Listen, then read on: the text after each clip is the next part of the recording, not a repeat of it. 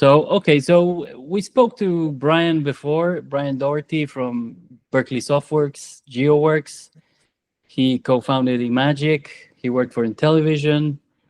And, well, you guys built SkyTray, but I think that's under Berkeley Softworks, right? Right. Yeah, it was a consulting project that we did at Berkeley Softworks. Yeah. So we covered a lot of the early stuff about GEOS or whatever. So I'm going to ask other questions now. Like I have a question from Miles, which is one of the guys who couldn't be here. He said, if I have my history right, when Berkeley was transitioning out of the 8-bit market, GEOS was taken over by Rand Magazine and later Creative Micro Designs. I've often wondered if there are any stories. Yeah, I don't remember our doing anything official that way. You know, Oh, okay. I know that we advertised and run a good bit. And, you know, it's possible that when we got out of, you know, when we transitioned to distributing our PC GEOS product, that it's conceivable we might have done a deal but I don't have any recollection of that. Yeah. To let Run continue to sell it. I thought so, yeah. So was this probably in the 90s or something that this happened? Or? So yeah, we started developing the PC GEOS product in, I'm going to say 89, 88, 80, probably late 88 and into 89, and released it in 90. Yeah. So in that time frame, I think we released the original GEOS product maybe in 86, something like that. Yeah. Or the Commodore version. So once you migrated to the PC GEOS, you sold the 8-bit GEOS, or you guys were still selling it?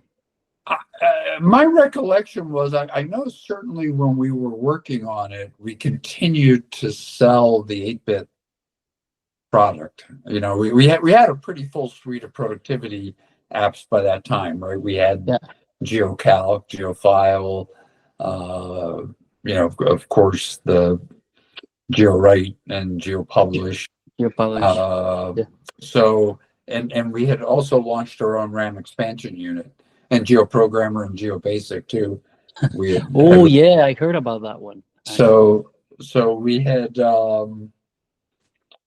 remember we were surprised at how well our RAM expansion unit sold. You know, because it was pretty late in the Commodore cycle by the time we came out with our own RAM expansion unit. And, you know, I think we, you know, ran some direct marketing ads in the Commodore magazines that were still around. And I seem to remember we sold something like $600,000 worth of RAM expansion units, which was in like a quarter, you know, so it was a surprising. I actually didn't know that. Yeah, I'm sure the connoisseurs will make fun of me, but I didn't know. What was that, a hardware expansion? Yeah. The Commodore 64 came with, you know, 64K of RAM, and so it was a very tight space to code into. And the way we accomplished the kinds of things that GEOS did was with doing it kind of like a virtual memory system, where we would be swapping code in and out of memory as needed. And of course, when you're doing that to a 1541, and we had, you know, downloaded our own software to try to turbo the 1541 to squeeze as much performance out of it as we could. But still, it, you know, it was a slow disk drive. It was a slow floppy disk drive. And so Commodore the C64 had an expansion port. They actually had their own RAM expansion unit that they had come out with, you know, years before, but really wasn't available many places. They weren't marketing it. And what had happened is, you know, DRAM had moved along, and you could now create a twice as large RAM expansion unit for a lot less money. And so we created our own RAM expansion unit that I think added either 256 or 512 of memory. And largely what we did with that was turn it into a virtual drive, so that when you were swapping code in and out from the drive, it happened almost instantaneously instead of, waiting for the disk drive to spin and read the sectors and everything. Yeah. And so it was, really a dramatic difference, in the Commodore 64. If you had a RAM expansion unit, the system was really good. I mean, it ran really well.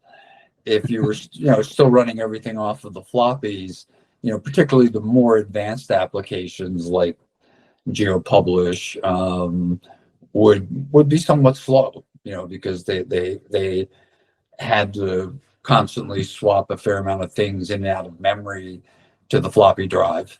And the floppy drive was, kind of slow serial. I remember. Yeah. I remember that. So, yeah, I'm always curious about GeoPublish. Was it more of a home user kind of thing, or were there companies running that on a 64? And it was amazing, what people were doing with GeoPublish. We would have people. We ran a service for a while with Q-Link, which eventually became Merck Online. We ran a service with them where we would laser print.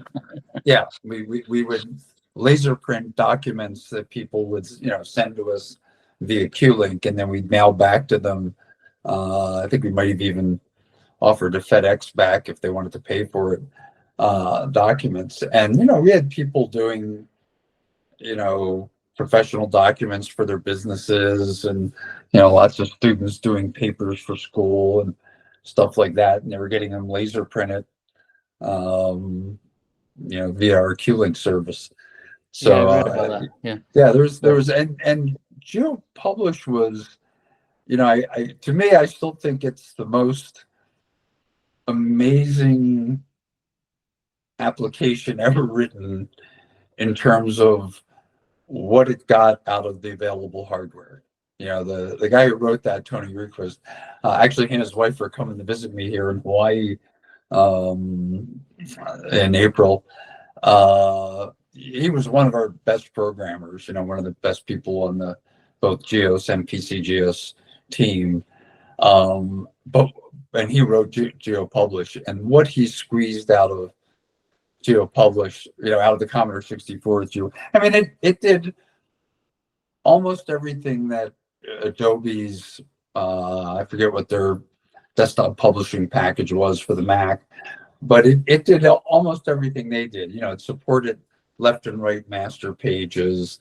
It supported flowing text through columns. You could have non-contiguous columns, right? So if you were publishing a newspaper with it, and you had columns, and you wanted the story that started on the first page to continue on the fifth page, it supported all of that. And you could embed graphics and pictures and things, and it wrapped text around your images. It was, as I said, what it accomplished on a 1 megahertz 8-bit processor machine was nothing short of amazing to me. I still to this day have to tip my hat to Tony for the job he did on that application. Yeah, amazing. So wait, Rami has a question. After a few C64s, I moved to 128D. Could GEOS take advantage of the 128's RAM and better graphics mode?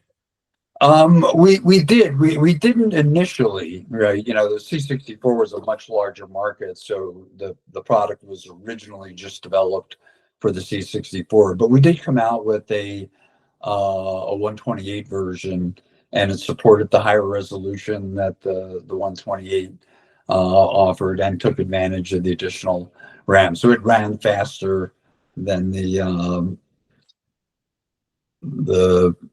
Commodore 64 version. You were still just using a 6502, which can only address 64K at a time.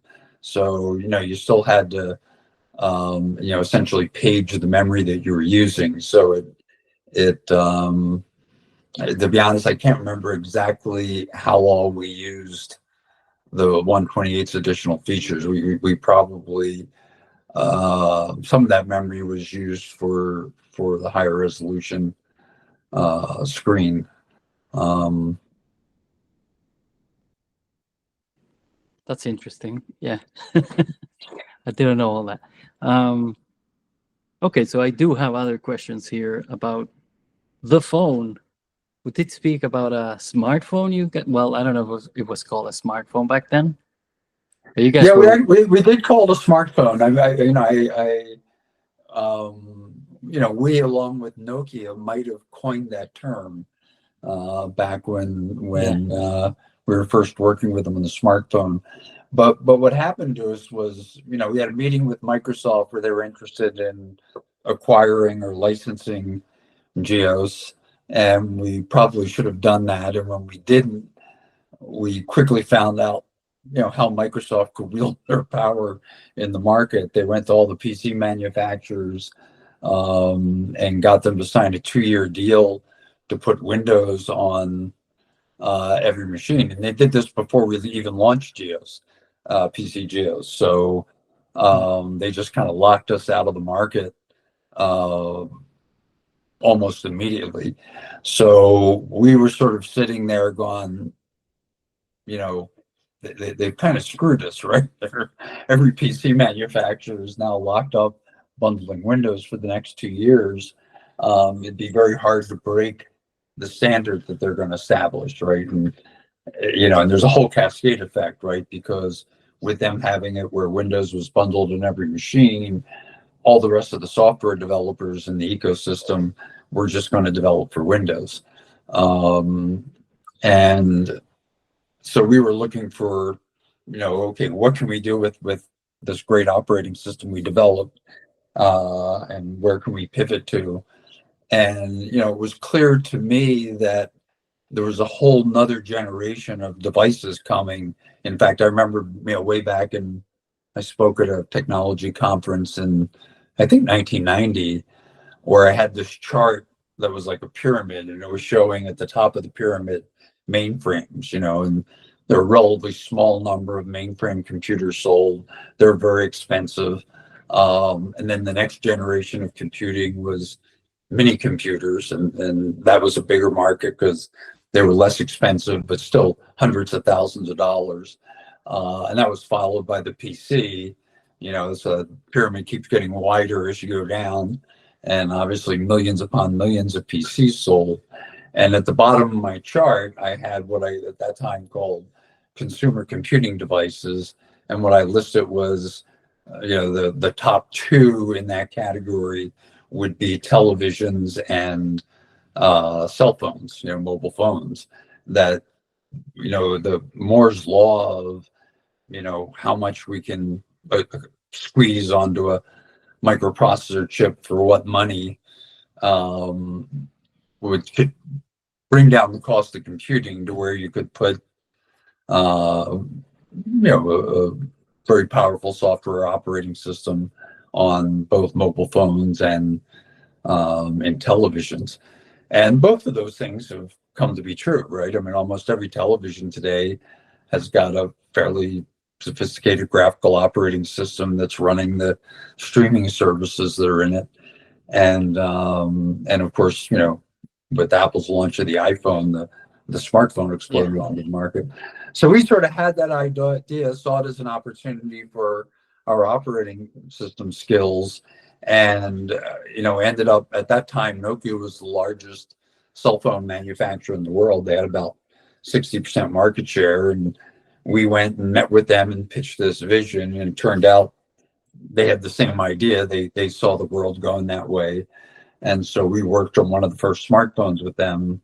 Came out in, I think, maybe 1994. It came out. It was a long process to get it developed. There were still, we were still sort of had the problem of pioneers, right? They say the problem with pioneers is they're the guys with the arrows in their back, and it's the next generation that are successful.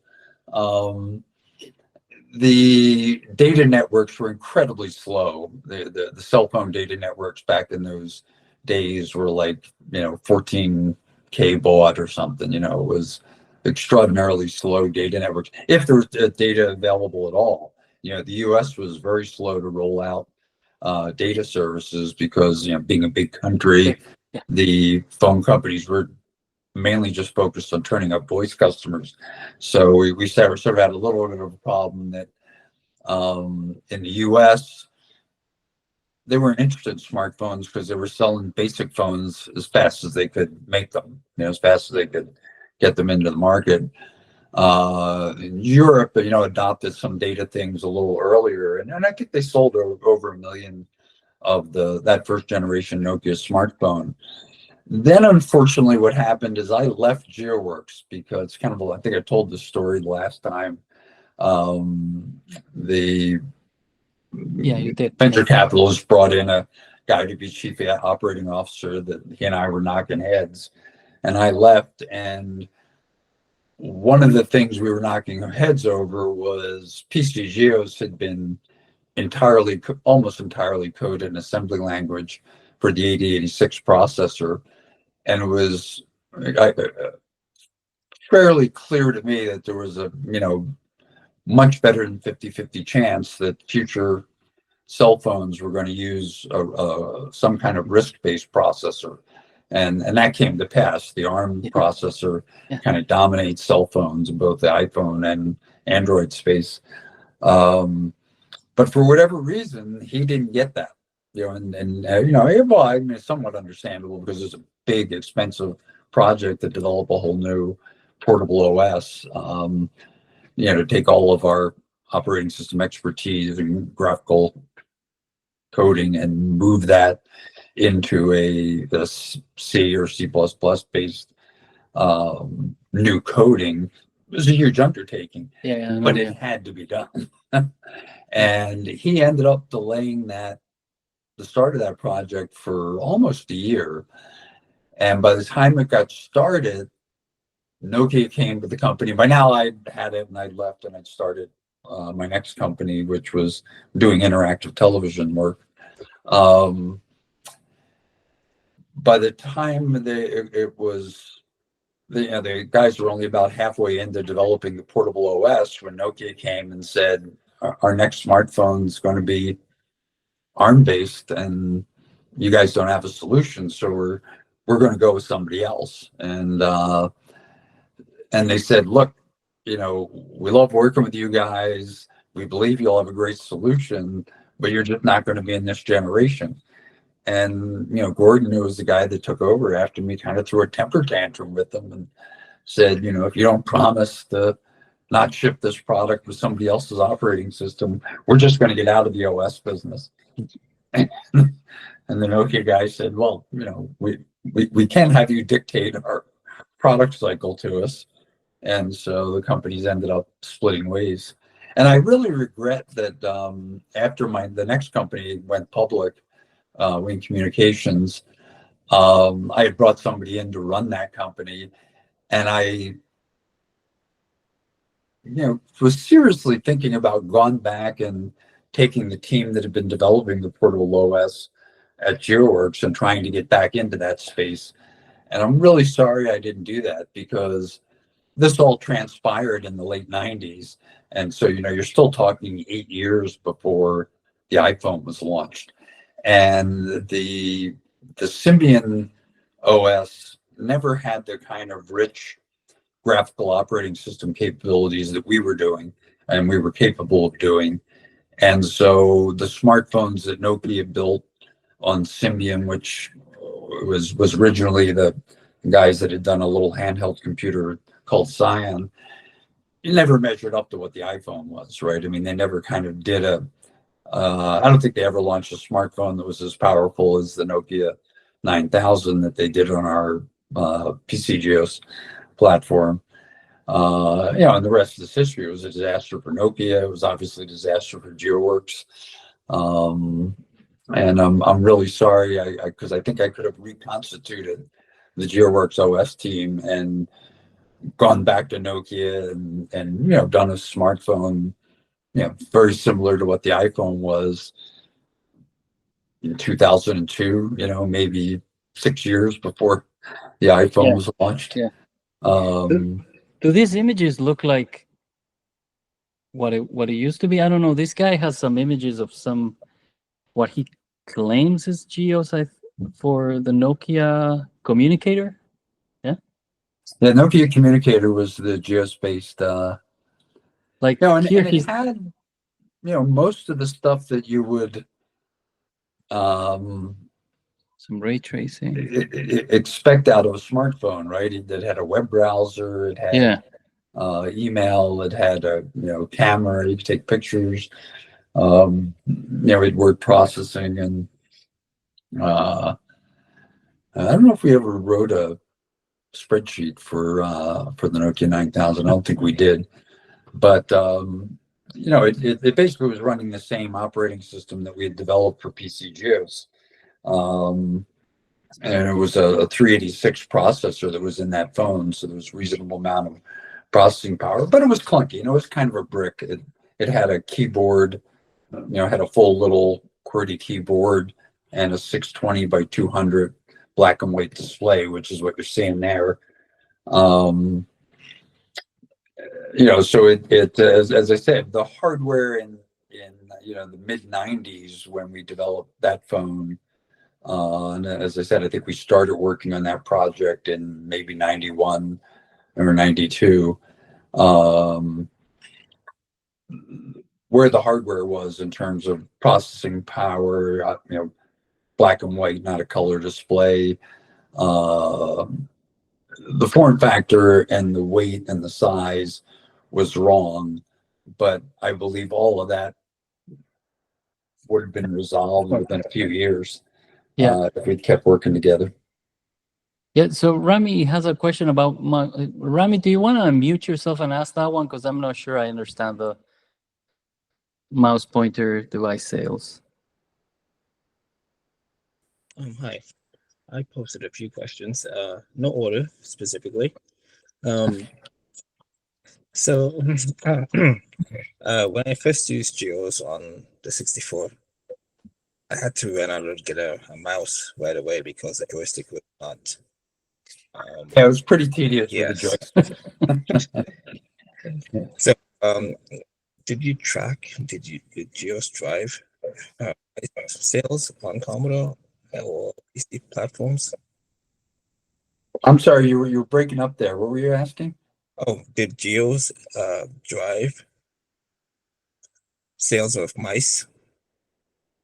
Well, certainly, yeah. I mean, I think Commodore had their own mouse, which was like the 1351 or something, which I don't think they had sold hardly any of. It wasn't even in much distribution, and we supported it and drove a lot of sales of that mouse. And then we eventually came out with our own mouse for the Commodore 64 because the Commodore one was kind of expensive. And we knew that was an impediment to people using the system well. Yeah. So do you want me to read the other ones?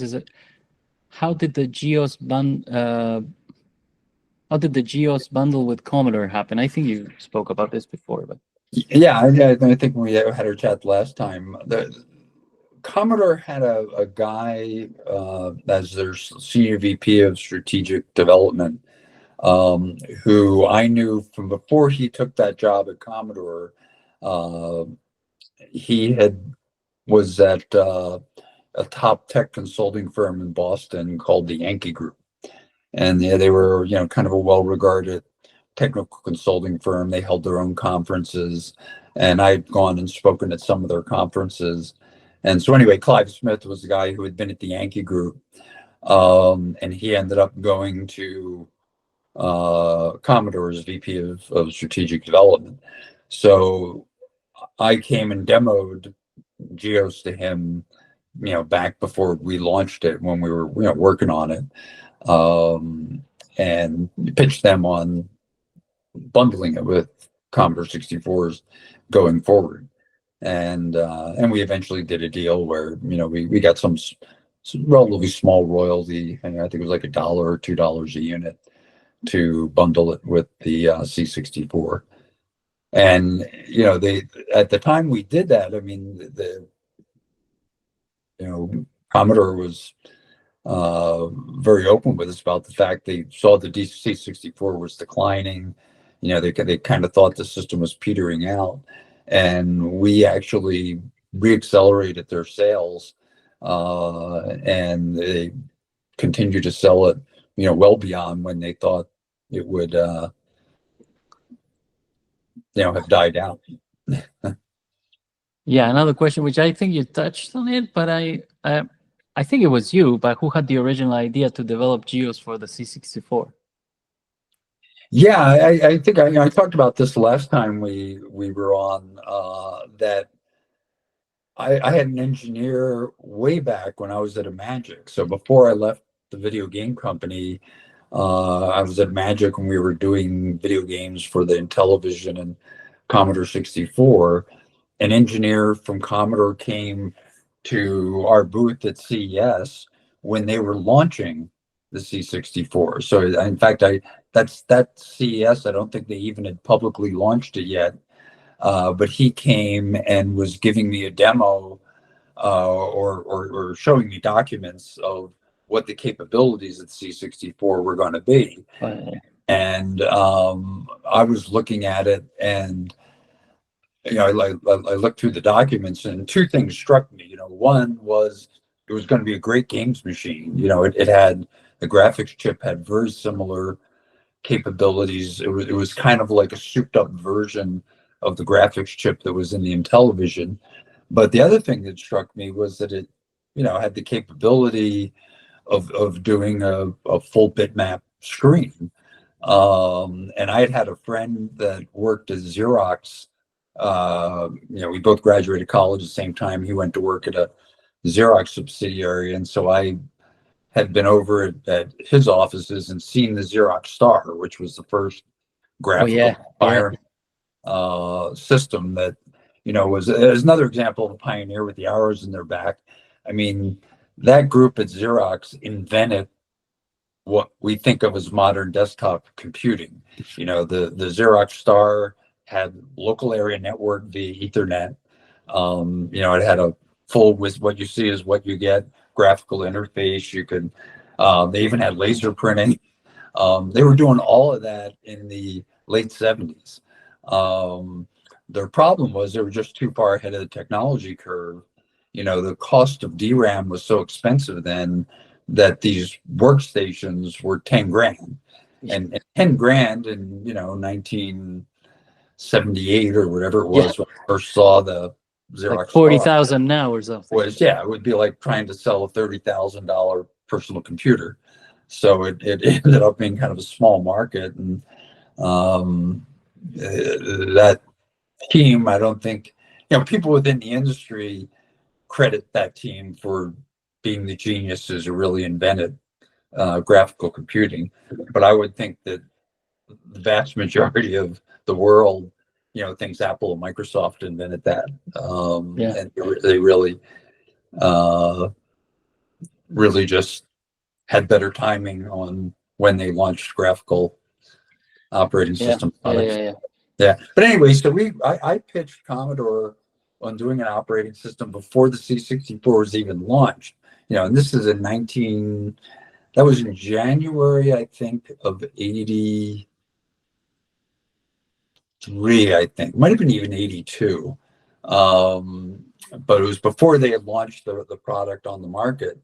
And I'll never forget, I told this story last time, we went and had a meeting with Jack Tramiel, and I pitched the whole thing to him. And at that time, that's another thing that's hard to fathom today, but at that time, software just wasn't really respected, right? It was like hardware was real, and software was this kind of ephemeral stuff that it's how you use the computer, but it wasn't really respected.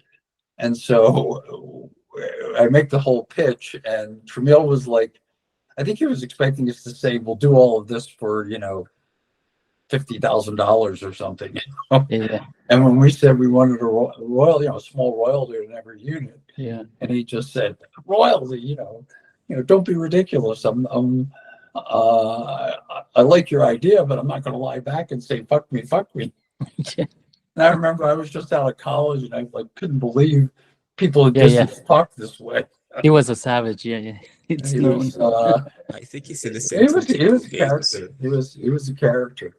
So we never did that deal when I was at iMagic. I left iMagic in '83 and went back up to Berkeley where I'd gone to school and was doing technical consulting. We were developing games for Activision and Sega and people like that, trading off of our video game experience. And then we did that Skytray project where we did a graphical OS for a little computer that was going to be built into airline tray tables. And when United killed that project because airline deregulation started to happen and they didn't want to make the economic bet to put computers in every tray, we said, well, we built the whole computer and we built it on a 6502. It was somewhat similar to a Commodore 64. So we took all the work we did on that and built it up into the operating system that we did. And I think that was like 1986, if I remember correctly. So it was, about 3 years later. But it would have been nice if Commodore had gone along, or if we'd even realized that, fine, give the operating system to Commodore, because if we're bundled in every machine, then we'll sell all of our aftermarket applications. But back in those days, you didn't, there wasn't the kind of incredible investment funding that's available today. And I mean, we'd raise venture capitalists, but not enough that would let us work on something for a year without getting any money for it. Yeah. So it was a shame we didn't actually build it back before the C64 came out. It both would have been nice to have had it be there from day one, and we could have made lots of things faster. We could have put in a lot of things into the system ROM that would have sped things up. But no sense crying over spilt milk. Yeah, well, it did I think the timing was good anyway. Well, it would have been better. But the fact that you came in when the Mac and the Amiga came out, and they were both like incredibly expensive. Yeah. And everybody had a Commodore at home, so. Right. Yeah. Well, there was, I mean, for us, doing it at Berkeley Softworks, the fact that there were a ton of Commodores already in the market made a pretty good installed base for us to sell into. We sold a lot of package,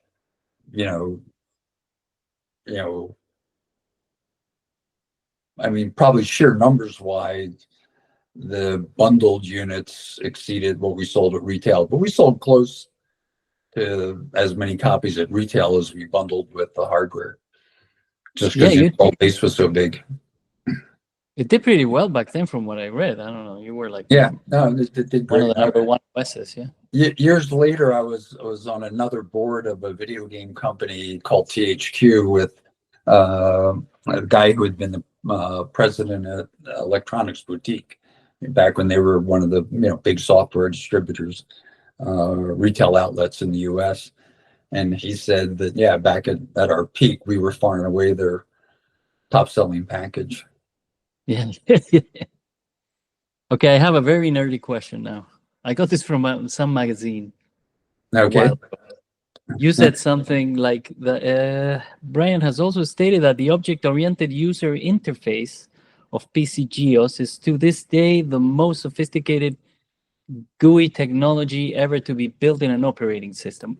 What was so special about it? And when you say object-oriented, is it like object-oriented, like object-oriented development, or object-oriented? Yeah, it was coded. It was all we actually built another thing that was pretty remarkable at the time. We built a object-oriented approach to programming in assembly language. So if you look at the principle of object-oriented programming is that you have objects, and you can subclass those objects, and when you subclass, you inherit all the capabilities of the previous object except for what you override. And there were, and real object-oriented systems work on a messaging basis where you send a message to an object. C++ is different than Objective-C, and that C++ to me is kind of pseudo object-oriented programming because the methods are all simply offsets to routines in the definition of the object, and so it prohibits doing things like sending messages to objects across threads in a real multi-threading system. So I'm getting a little down in the weeds with all of that. But anyway, so we had built an object-oriented programming technique, and this was all based on having gone to the next developer conference.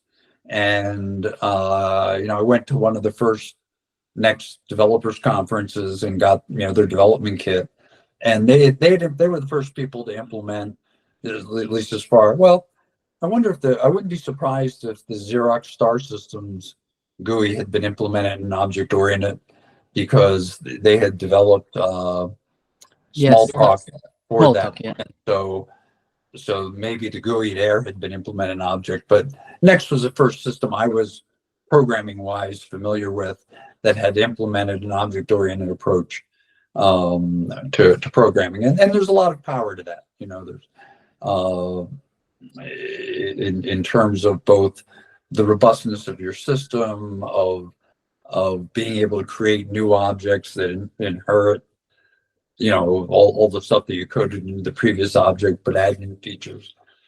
And we were facing at the time, I think Apple was threatening to sue or had sued Microsoft over the GUI infringement. And that was all happening when we were developing. And so it's a perfect confluence of events. Was we were also worried about what would that happen to us, right? Would we get sued because something about our look and feel Apple claims infringes the look and feel they implemented? And so I think the impetus actually came from a totally non-technical person. That same guy that I was telling you we did the original Commodore deal with, Clive Smith. He, by this point in time, he had left Commodore and joined our board of directors. And so in a meeting I had with him, he said, well, can't you build the system, the UI technology, in some way that it's flexible, so that if Apple says you're infringing in this, you can just change that one thing and it'll all work? And so I went back to our guys who were implementing our UI and under this object-oriented assembly language system that we built, and said, here's the problem, guys. We conceivably could build this whole thing and then get a lawsuit because Apple says that our drop-down menus infringe the way their drop-down menus work. So is there some way we can build in flexibility into that? And, several guys worked on this technology, but the guy that I really remember kind of being the main genius behind it was a guy named Doug Fultz. Came up with the idea of having a generic set of objects that represent the kind of input an application needs. So like if you think about it, you're writing a word processor that has fonts. You need a user interface object that will let you select from a list of fonts. How that's accomplished, the guts of the word processor doesn't need to know, right? The guts of the word processor knows that you've got the quick brown fox jumped over the lady dog, printed on the page in Helvetica. You've now highlighted it, and you want to somehow be able to pick a different font. So the app needs a user interface object that will let you pick a different font. But it doesn't care if that's a drop-down menu, a toolbar, a voice command, or anything. And so the sort of, Doug's genius in building this flexible UI was we would define a set of generic user interface objects, right? I need to select from a list. You know, I need to be able to, you know, pick files. I need to be, you know, be able to do all these different things. And we'll define a whole bunch of generic user interface objects as needed for applications, right? And then what we'll do is at runtime, when you're loading that application into memory, the operating system will be running some specific user interface, right? So it you know, will be running a user interface that looks like Windows, you know, for example. And what the operating system will do is it will say, oh, you want to be able to select from a list of fonts. In this user interface, we put that on a menu bar and make it a drop-down menu. And that happens via a dynamic subclassing.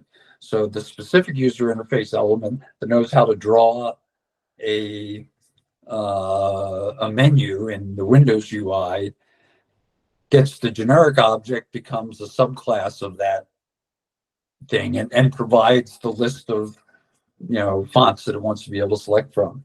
So it was just an amazing technical, you know, it was fast, you know, it happened instantaneously. We had a demo where you could bring up the preference manager and select Mac UI, Windows UI, or Motif, which is what we ultimately shipped, which was a user interface Sun Microsystems designed. And the system would shut down and reload, and everything would run with the look and feel of that user interface. And it was just remarkable. It was, you know, as I said, that's, you know, we had a few really brilliant guys working at GeoWorks. And I mentioned Tony Request, who also did a lot of great stuff on PC GEOS. But Doug Fultz was another one of those geniuses who the, you know, flexible UI implementation was just amazing. And elements of that were actually copied by Sun Microsystem when they were implementing JavaScript. And in fact, this all happened after I left, but GeoWorks was actually at one time talking about suing Sun, you know, for stealing the flexible UI idea in JavaScript. But I wasn't party to that, so I don't even know if they were really infringing. But I think it was probably Java, no JavaScript, maybe no. I think it was JavaScript, but I'm not positive. Yeah, I don't know. Or maybe it was Java. It might have been the Java, something that they had implemented. Because Java was object oriented, and I think Sun was working on JavaScript. I think it's Netscape. Yeah, JavaScript's more interpreted. Yeah, yeah. It might have been something that Sun implemented in Java. I don't know. But I was out of GeoWorks at that time, so I don't know anything about that lawsuit. I worked a bit as a front-end developer, and I work with Objective-C, so I've seen that kind of thing, but not as to my knowledge, there's no system that even enables that kind of different UIs. Yes, dynamic subclassing. Not as advanced as that it would be that easy to swap. Other than some new stuff that they're doing for the iPhone, maybe Flutter, but Flutter looks all the same. I don't know. It doesn't really switch. And the need that we had, right? This sort of fear that we were going to need to change our user interface for legal reasons kind of doesn't exist in most scenarios, right? Like, you know, when you're implementing iOS, there isn't really a reason to make a flexible user interface because, you know, you're implementing an interface you're creating for that device. Although it did actually help us land the Nokia deal, because part of what we could promise with the flexible UI technology was allowing Nokia to invent and own user interface elements that would only be on their phones, right? So that if Nokia, for example, invented some different kind of UI that their designers came up with, You know, there wasn't anything that we had ever done or had existed in the world. We could implement that, and only their phones would have that. We would have to, you know, we'd have to have another way of doing whatever that UI did for other customers, but it would allow them to have, you know, have and own a certain uniqueness to their products. And so that actually was very appealing to them, and was part of how I think we, you know, landed, because we were competing against Microsoft was out pitching a mobile version of Windows against us at the same time we were pitching Nokia on using GEOS in their first smartphones. But it's interesting that you mentioned this, because I thought you guys created that system always because you were gonna, well, to be able to switch quickly for whatever the reason, but it helped you to make that offer to Apple, right, for the laptops. Yeah, we got very close to doing that inexpensive laptop using that technology that looked exactly like a Mac.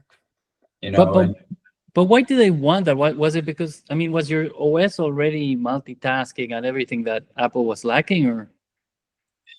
Well, the main appeal of it was you could build a much cheaper. There are a couple of things about PC GEOS. I mean, one was it was real multi-threaded, multitasking operating system with a, you know, full PostScript-like imaging engine. I mean, it had the most sophisticated graphics, but that wasn't really the selling point to Apple at that time. The selling point was because of its efficiency and because of the market dynamics of the PC space. Chips and Technology was making a single chip PC at that time. It was like a, you know, I think it was like a 386 SX core or maybe a 286 core, and everything else that it took to do a PC on one chip. So you could manufacture a little laptop for like $200, right, and retail it for $400. Wow. Right, and so it was, and this was in a time frame when the MacBook, you know, portable Macs were $2,000. And so it was going to be Powerbook. I can't remember. Yeah, something. Yeah. So the idea was we actually had to first approach Claris, who was Apple's software division, with the idea of they would sell this as an inexpensive mobile companion to your desktop Mac, and be a way of taking all of your Claris apps on the road with you. And so what we were going to do was we were going to modify all of our productivity apps to read and write the ClarisWorks file formats. So, you know, Claris had a whole suite of apps that eventually, you know, I think became the, you know, Apple's productivity apps for iOS and the Mac, that they sold for the Mac. What was this going to be called? Claris OS? No, okay. I don't think, you know, we still wanted branding on the operating system, but the device might have been called something like ClarisWorks to go or something like that. And so Bill Campbell, who was running Claris, was the one who introduced us to the rest of the, you know, Apple top executives. And, you know, we got all the way to a meeting with Scully where, because this was before Jobs came back into Apple. I think Jobs would have done this deal. But we got to a meeting with Scully that I thought went great. You know, we met with Scully and the Apple board and demoed it, and they were amazed, right? I mean, they couldn't believe we presented with Gordy Campbell, who was the CEO of Chips and Technology, you know, who was telling them what it would cost to build the device. And they were all blown away. And when we left that meeting thinking, this is going to be great, right? That would have been a game changer. Oh, that's would have been a fantastic product. That's like a Chromebook price kind of thing. Yeah, it would have been like, you know, the iPad, you know, a decade earlier, you know, 15 years early. Yeah, but very, very cheap for that time. Really and cheap. Very, very cheap for that time. And so we thought it was a done deal, you know, and you know, in fact, you know, Bill was telling me he was pretty sure it was going to happen, and you know, we were negotiating price, and then all of a sudden, what happened was the Apple whoever was responsible for the MacBook got wind of the project, right? And saw all the slides and what the thing looked like. And I think we had left them with a copy of the software so they could run it themselves. And the guy said, "You got to be kidding me! If you come out with a $500 laptop, I'm not going to be able to sell $2,000." And so he was saying he was going to have to cut his MacBook forecast in half if they went ahead and did this. And you do the numbers, you don't have to sell a lot more $2,000 computers for the revenue to be way more substantial. And it just killed the project. It was really a shame. Okay, business is business, I guess. Yeah. Rami is asking what development hardware software was used for GEOS. Is this for PC GEOS or for? Well, for both, and this actually was probably a mistake and a problem for our success as well. Way back when we were writing, even for the Commodore 64, we were developing on Unix. Because we had a large software team. We started out developing on Unix on a mini computer, so it was easy to share code, and you could have, anybody could go in and look at code resource files on the system. And we had migrated to Sun workstations as what we were using as a development system, and so we were cross-developing and downloading the code into PCs. And we did that because our initial goal was to make GEOS even run on old PCXTs, right? And you wouldn't want to be developing on a PCXTs. They were just too slow and clunky. So for our development, it was great. We had these very powerful workstations that would compile and cross-link our code very quickly. And we downloaded into the systems, and we had very sophisticated debuggers that ran on these Sun workstations and let you do single step through your source code, and really sophisticated software tools for that era. Most people writing for microprocessor systems then had fairly crude tools. The mistake was PCs kept getting more powerful, and by the time we were really trying to compete with Windows, you could run a good development environment on a PC. But we had made all of our investment in our development systems on Sun workstations. So when we first launched, you needed to get a Sun workstation to be able to write PC GEOS applications. And that was a mistake.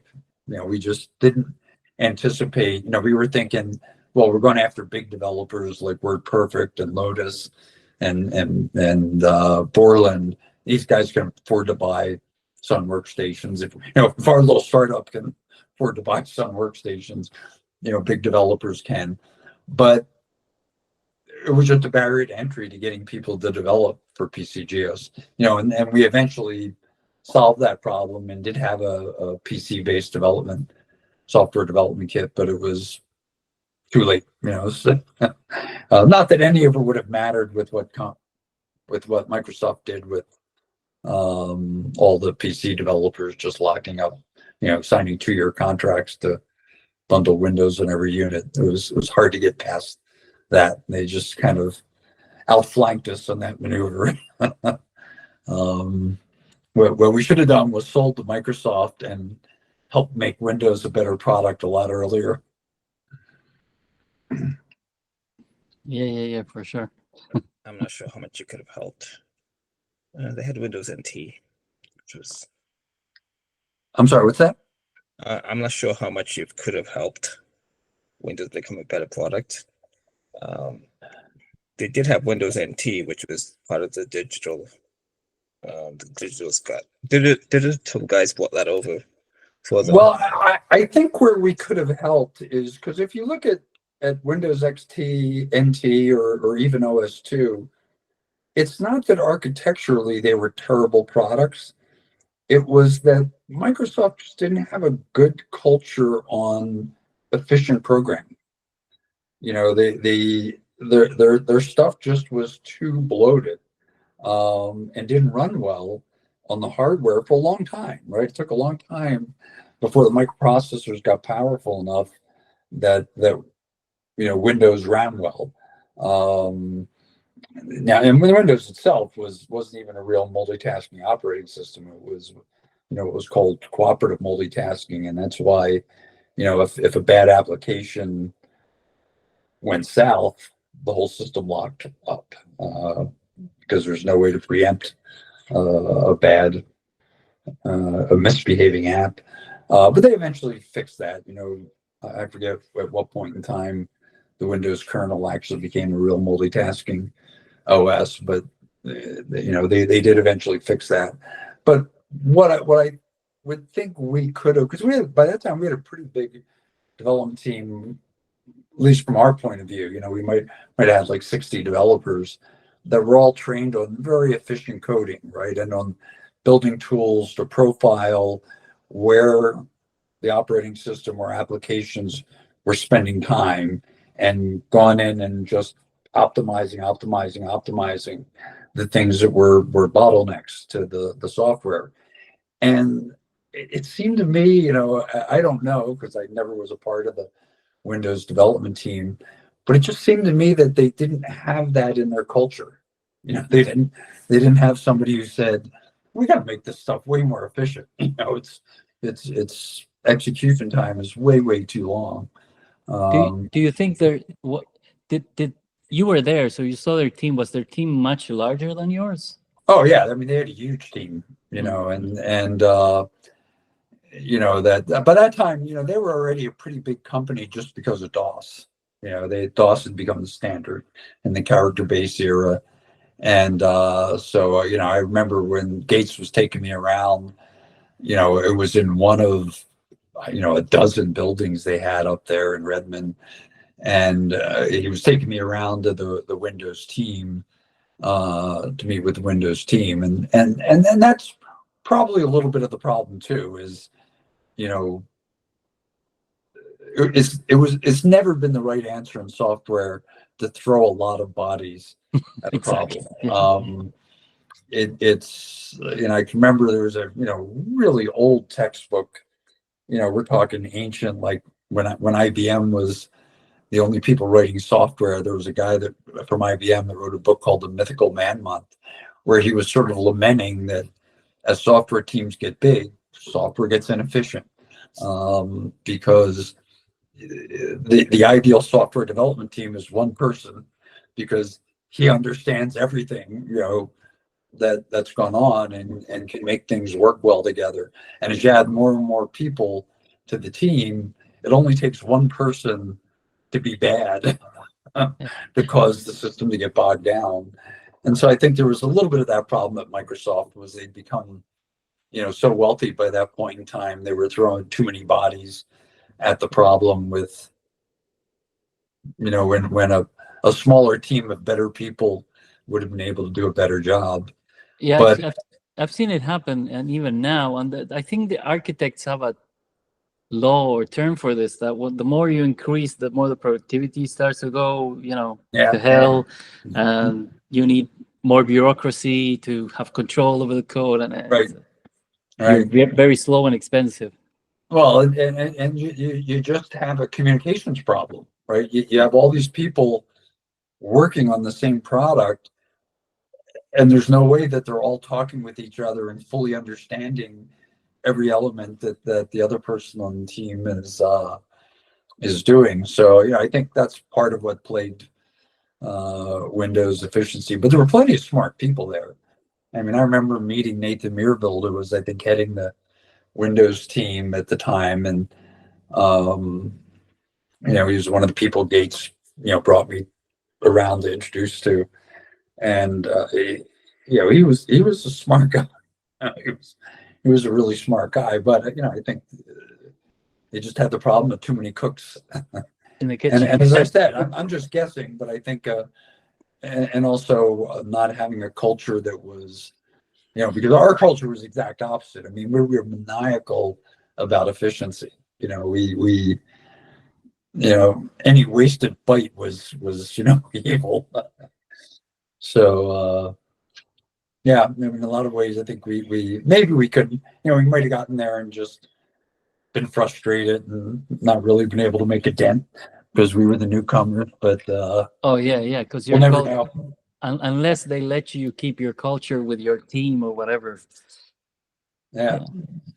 I don't know. Well, who knows? Never know.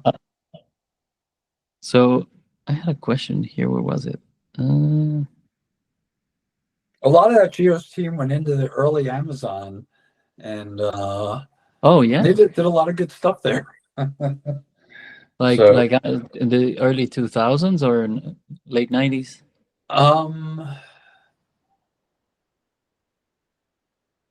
It might have been as early as like 90. Like, when was Amazon founded? Oh, I can't remember. Yeah, I started using it in the late 90s, but I was going to say probably older. because I was doing Wink in 95. I left GeoWorks to start Wink, which was doing interactive television. And it was a couple of years after I left GeoWorks, but I think before 2000, that whole thing happened with Nokia, where Gordon Mayer blew the Nokia relationship, and GeoWorks was getting out of the operating system business, and a fairly large percentage of our developers had moved up to Seattle. One of our better guys was from there and wanted to move back, and so he went up and kind of replicated the recruiting program we had at UC Berkeley at University of Washington, and it built almost as large a software team up there. Maybe about half as big as the team we had in Berkeley. What happened was, when that Nokia deal fell apart and like GeoWorks was kind of cast adrift, nobody knew what they were going to do.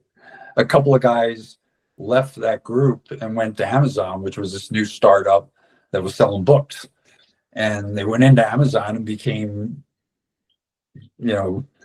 rock stars overnight. And the VP of engineering went to them and said, geez, are there any more guys like you over at that GeoWorks Design Center? And they said, yeah, everybody there is like us. Because we had a very careful hiring process. We only hired people that worked internships with us and proved they, had the right sort of mix of personality and ability to efficiently code.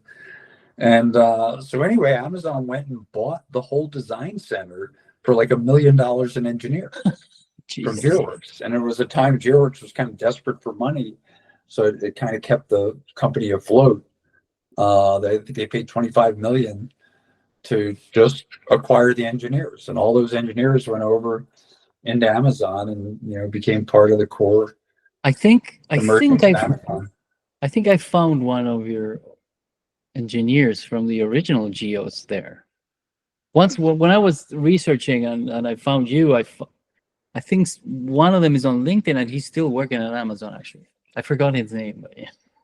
I wouldn't be surprised. I mean, they've all got to be so goddamn rich. I'm surprised any of them are still working, right? Because because I know they all got stock when they went over to Amazon, and so unless they prematurely sold or something, if you had a chunk of stock from 1998 in Amazon, it's one of the guys that is here. It's one of your team leads for sure, because it's one of the guys in the book, I think. Well, only like 6 people. It's funny. Amazon more recently, like a couple of years ago, acquired another startup. There was a bunch of small group of GeoWorks people had done what became their EROS mesh networks. And Dave Loftusness, who was one of the guys that, from the GeoWorks team in Berkeley, was the VP of engineering of that company. And he was very surprised when they got acquired, because, we're talking, this is like 2015 or something, so it's 15 or 20 years after that GeoWorks acquisition. He actually meets with Bezos as part of the acquisition. And Bezos is looking at his resume and looks down and sees that he worked at GeoWorks. And he said, "Oh my God, you're part of that GeoWorks mafia." So, that team definitely made an impression on Bezos and Amazon. There were a lot of great engineers in that team. Yeah. Rami says, wow, Geo influenced early Amazon.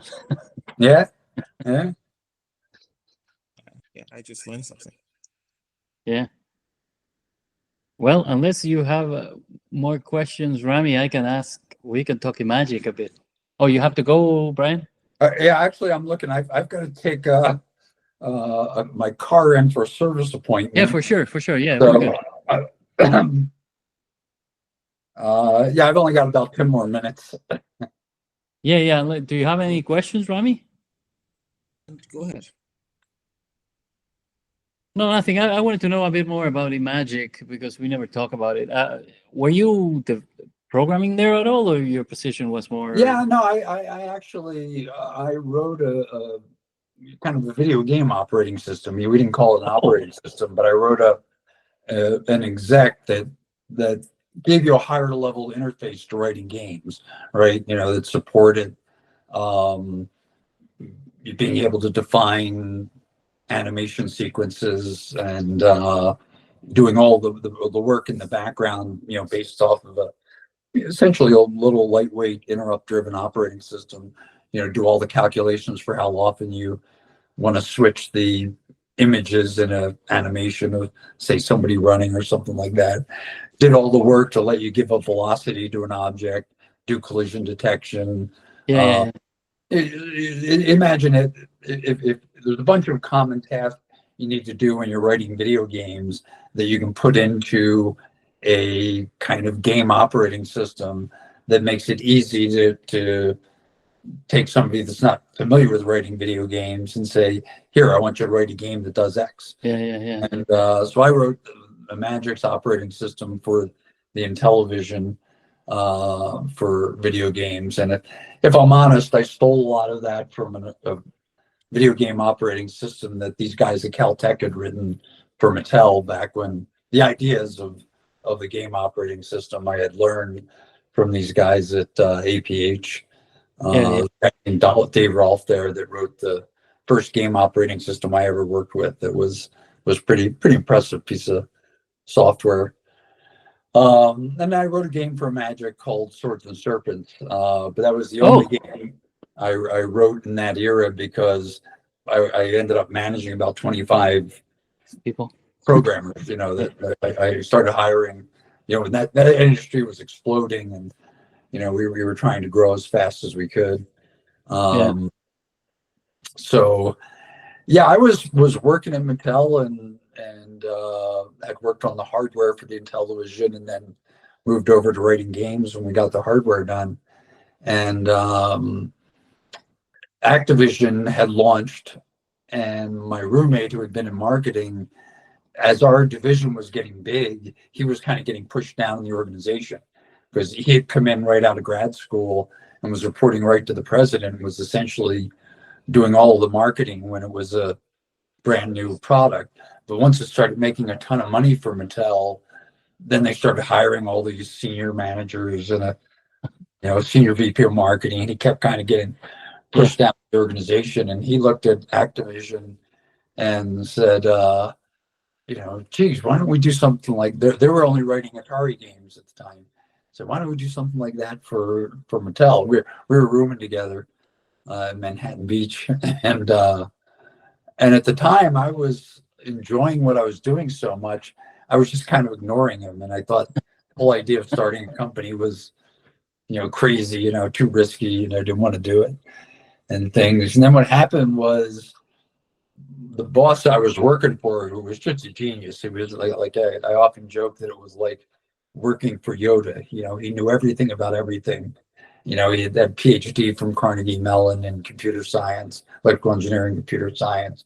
He'd run the Minuteman missile program at Lockheed. He retired from that, somehow got roped into developing some of the first arcade video games, retired again. And then Mattel came and lured him back into building the Intellivision.